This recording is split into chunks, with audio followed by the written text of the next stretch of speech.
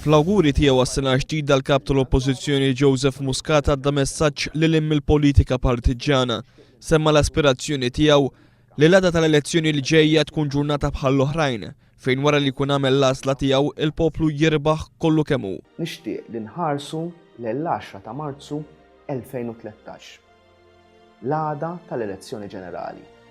L-għada li kull waħda wieħed minna se jkun għamel l-għażla. L-aspirazzjoni tiegħi hija li tkun ġurnata bħall oħrajn. Iva, se jkun hemm għażla ta' min jmexxi lil pajjiżna. Iżda jien nemmen li issa wasal iż-żmien li jkun xi jkun ir-riżultat, irridu nirbħu il-kol bħala poplu. Semma l-isfidi li għandu qudiemu pajjiżna fosthom il-Presidenza Maltija tal-Unjoni Ewropea fl-2017. Fil-fehma tagħna, l-isfida tal-ewwel Presidenza Maltija tal-Unjoni Ewropea ma tistax tintrebaħ minn nofs poplu, ikun min ikun fil-gvern. Aħna żgħar wisq biex noqogħdu ninfirdu, speċjalment meta se jkun hemm bżonn l-isforz ta' kulħadd biex immexxu, biex inkunu suċċess akbar milli xi ħadd jista' jimmaġina. Jgħid li jekk il-poplu jkun kollu maqut pajjiżna jista' jsaħħaħ il-kisbiet tiegħu. Jien nemmen li għandna nużaw il-kapaċitajiet ta' kulħadd, irrispettivament mill-politika li jista' jħadna, biex nollu lil dan pajjiżna fejn veru jixraqilna bħala poplu.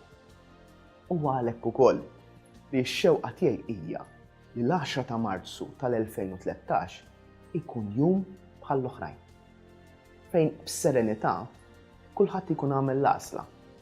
Mbagħad nimxu l quddiem flimkien bħala poplu, poplu wieħed, poplu maqut.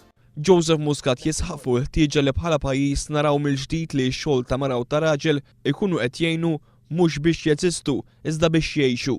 Ikunu qed jagħtu kontribut biex huma u liedhom u l-familja tagħhom jimxu l quddiem u jtejbu l-livell tal-għejxin tagħhom. Hija din il-bżulija li teġġenera l-ġid u li tenna biex niffinanzjaw servizz tal-edukazzjoni li minnu nnifsu joħloq aktar ġid u jgħin biex persuna timxi l quddiem.